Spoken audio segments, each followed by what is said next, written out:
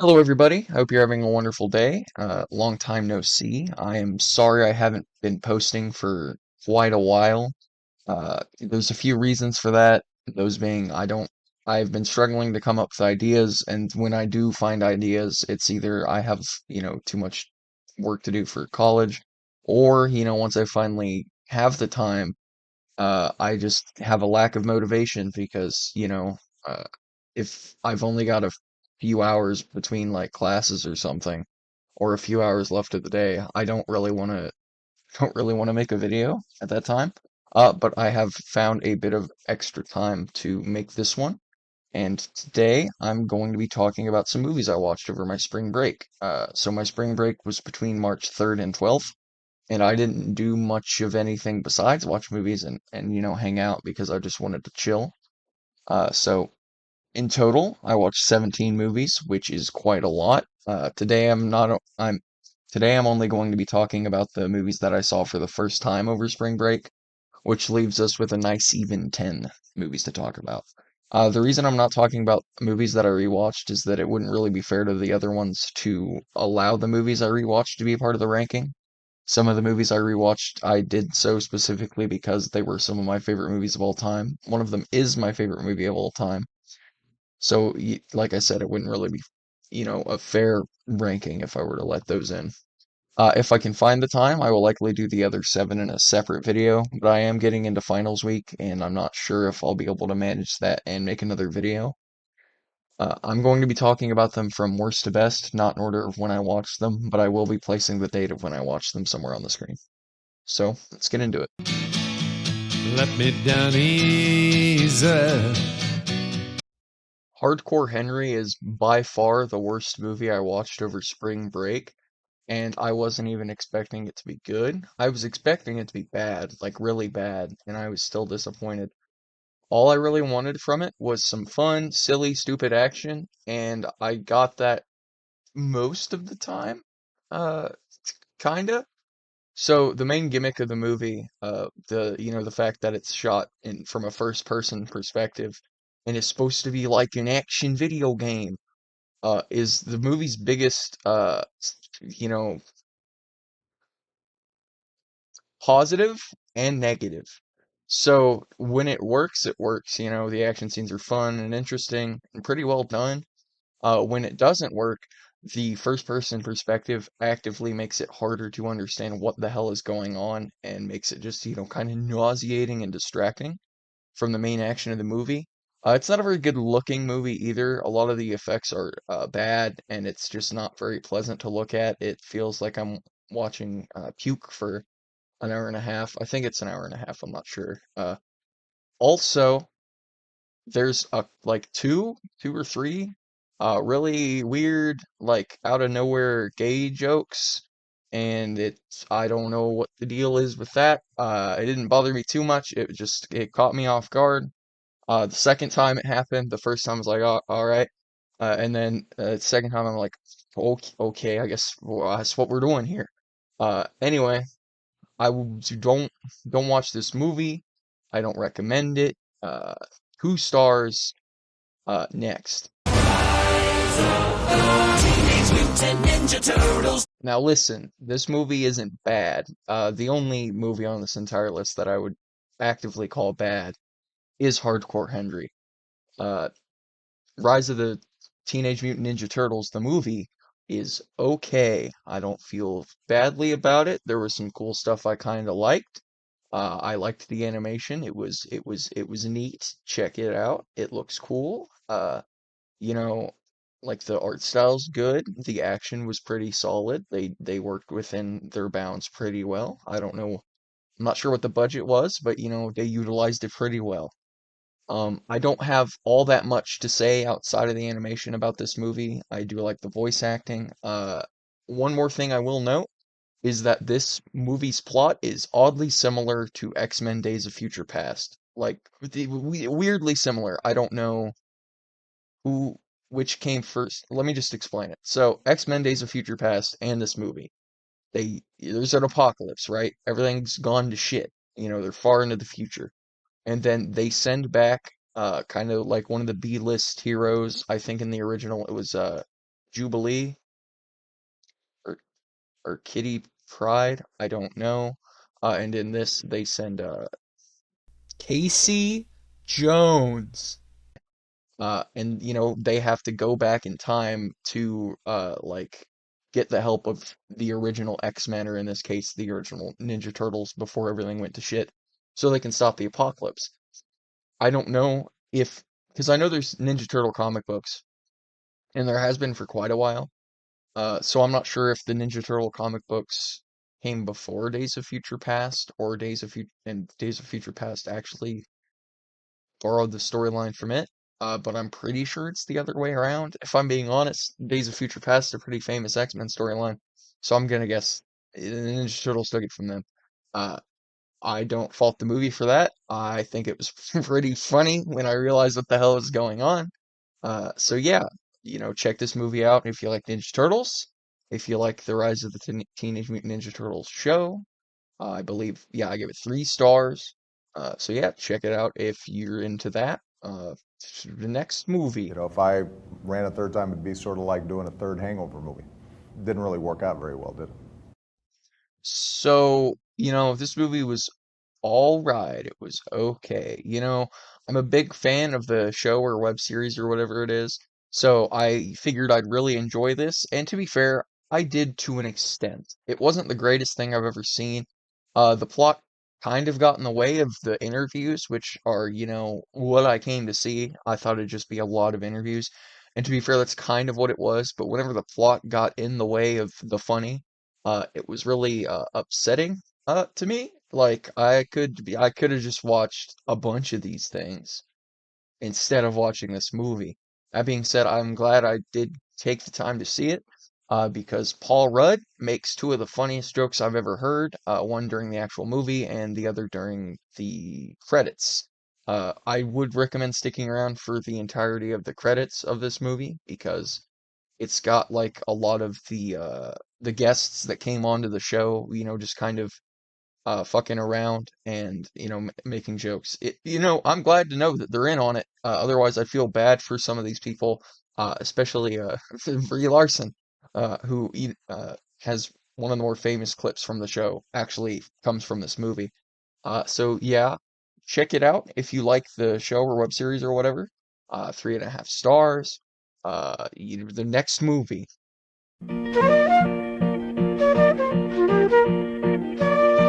Uh, this movie is like the film equivalent of Cotton Candy. It's nice, it's sweet, it's a light movie. But somehow by the time it's over, you feel like shit. I feel like I should probably give you a summary of what the hell this movie is about, but I don't think my words can do the like whole tone and vibe of this movie justice. This movie leaves you with a very specific feeling, which the movie itself perfectly summarizes in this quote. Psych, you bitches thought I was gonna give you the actual quote. Well, that's tough, because I couldn't find it. I used keywords that I remembered from the quote, because I didn't want to paraphrase it, I just wanted to have the direct quote from the movie. So I looked up, those words and put quote from the movie, and I found a website that has quote 100 best quotes from Netflix's Apollo 10 and a half, A Space Age Childhood. 100 quotes, and it's not on here. You see what they got on here? Look, they got basic at "There's our kid" is apparently one of the best quotes from this movie. Let me just. These are not good quotes. This is random nonsense. This website's a lie. It was built on lies. I don't understand why this is here. So I guess I'll just have to summarize the quote. So like I was saying, this movie has a very specific feel to it. And the movie describes like the feeling of like a Sunday afternoon, the day before school. Like, you got the time off, but there's this like sense of unease or like dread because you got to go to school the next day. You're not gonna have fun tomorrow. So why have fun now? And I think that's the feeling the movie gives you towards the end of it, because it kind of just grazes over all the bad stuff that was happening at this time, because like the whole movie's like the whole point's it's supposed to be a nostalgia trip. Uh, it describes what was happening at the time, but only the good stuff. And then like slowly it starts like just giving you a little bit of the bad shit going on towards the end and like throughout the movie, just piece by piece. And you're like, shit, this movie doesn't feel good anymore. This makes me kind of sad. So yeah, that being said, I believe I gave this movie 4 stars, which it earned. Check it out. The entire thing is voiced by Jack Black, and I do mean the entire thing. I don't think he shuts up for more than probably 5 minutes, which, I'm all about it. So, yeah, check it out. I think you'll probably like it. It's pretty good. Oh, right. The animation is fantastic. It's got like this rotoscope feel, and at first I didn't understand why it was animated. It felt like this movie could have been live action for the most part, except for obviously the space shit. That would have been a lot harder to do with CG. But it sort of adds to the whole feeling of this movie. So yeah, check it out. I think you'll like it. Next movie. Welcome to the internet. Have a look around. Mitchell's versus the Machines is really good. You probably know it's really good. I probably don't need to tell you. The animation's really good. The story's really good, and I really like the characters. Check it out. Wait. The first time I watched this movie, it was in a class in high school, and we only watched the beginning of the movie, which is, in all honesty, kind of fucking cringe. So, if you get to, I don't know, 20 minutes in the movie and you're like, this ain't for me, dog, this is bad, fair, it's kind of cringe. Just get past it, just keep going. It's a very good movie in the end. You'll like it. 4.5 stars. Next movie. My dear father loved to say, hop to the top of the day. Shocking, I know. This movie is really good.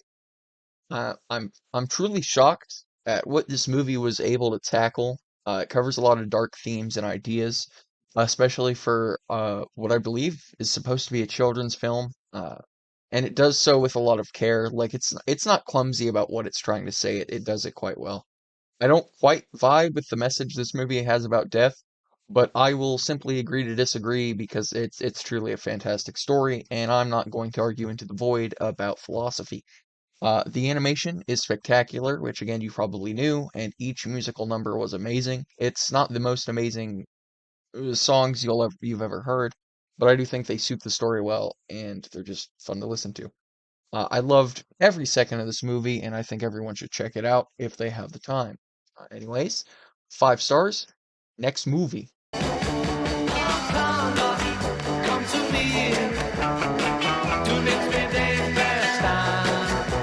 I know this movie's a few years old, but I still don't want to spoil it for anyone who hasn't seen it, especially since I myself was just able to see it relatively recently. And I wouldn't want to deprive that experience from anyone who hasn't checked it out. Taika Waititi does great in this movie, directing wise. He does a solid performance as an actor, but I mean as a director. He's made 2 good movies that I've seen, and he also made Thor: Love and Thunder. So, you know, kind of weird collection of films he's got going. But I'd recommend checking this one out. It's really well done. It's really good. Watch it. 5 stars. Check it out. Next movie.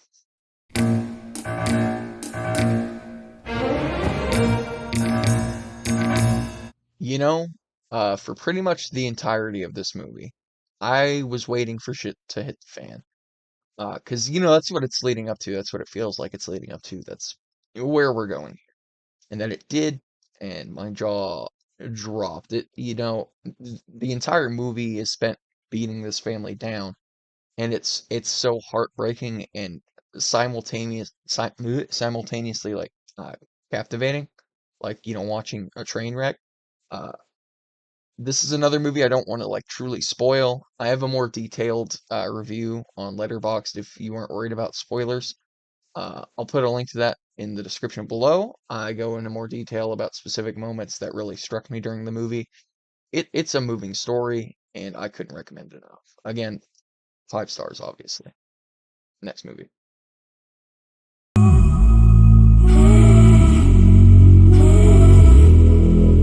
So this movie's like a romantic comedy animated with a similar art style as Spider-Man Into the Spider-Verse, and Kid Cudi voices the main character. Oh, and like 90% of the soundtrack is Kid Cudi songs, and it's really fucking good, and you should watch it. So in summary, it's one of the best movies ever made. 5 stars. Next move. Wait. Okay. Listen. I almost forgot. This is not a kids' movie. I repeat, don't watch this with your kids. There is sex and stuff. I don't think you want your kids to see that big boy movie we got here. Don't watch it with your children. Don't do it. But, watch it. It's very good. I think you'll like it. Keith David's in the movie for like 20 seconds, and he's one of my favorite actors of all time. So that's an absolute win. I almost shit my pants when I heard his voice. I love him. Anyway, watch the movie. 5 stars. Check it out. Not with kids. Next movie.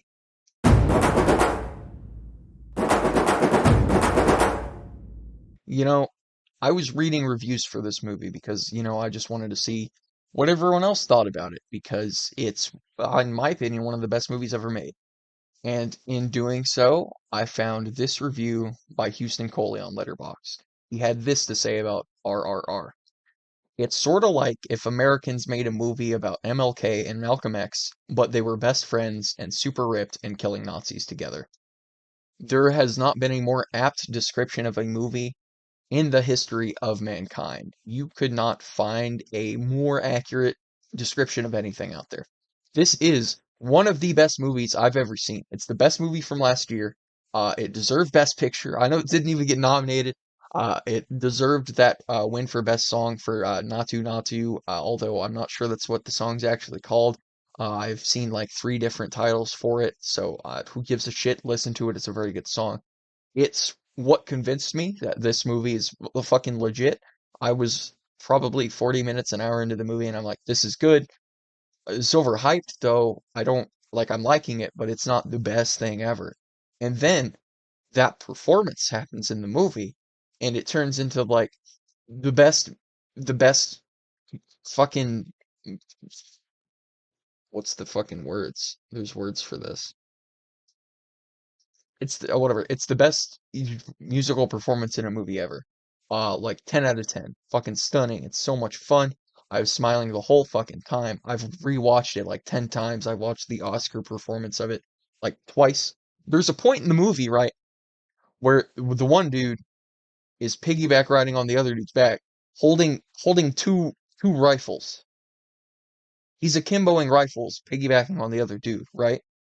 And then I'm like, that's fucking awesome. And then he has to reload, right? Because guns run out of ammo sometimes. And he puts the guns down, and the dude he's piggybacking on reloads his guns for him in like 2 seconds, I think. And they keep shooting people. This is one of the best movies I've ever seen. It's like 10 different not 10 different like 10 different genres. Like it's like a musical, it's an action movie, it's like a historical drama, and it's the fucking best version of each of those movies. This movie is in my top 4. It might be might be my second favorite movie of all time. It's so good. And it's 3 hours long, which is a time commitment, right? But find the time. I don't care what you have to sacrifice. I don't care, like, if you miss work that day. This is one of the best movies I've ever seen. Like, a lot of movies that are similar in length to this, like a lot of 3-hour movies that are even good ones, struggle to get me to rewatch them. But I've wanted to rewatch this pretty much the moment I finished it. It was that good. And a good example, a movie I actually really enjoy from the same year as RRR is The Batman. I loved almost, and then for like the last half hour ish, it kind of lost me. Like it just kind of kept going. I think they could have wrapped it up.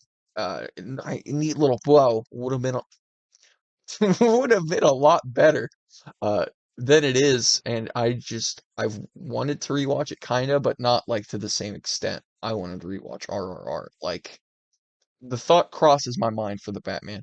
The thought is intrusive for RRR. Obviously, I give it 5 stars. That's the final movie on the list. I hope you guys have a wonderful day, and I hope you check out some of the movies I talked about here today, especially like the last few. Anything I gave 5 stars, I fully recommend. You should watch it like immediately. Some of the best shit I've ever seen. Thank you. Bye. Peace.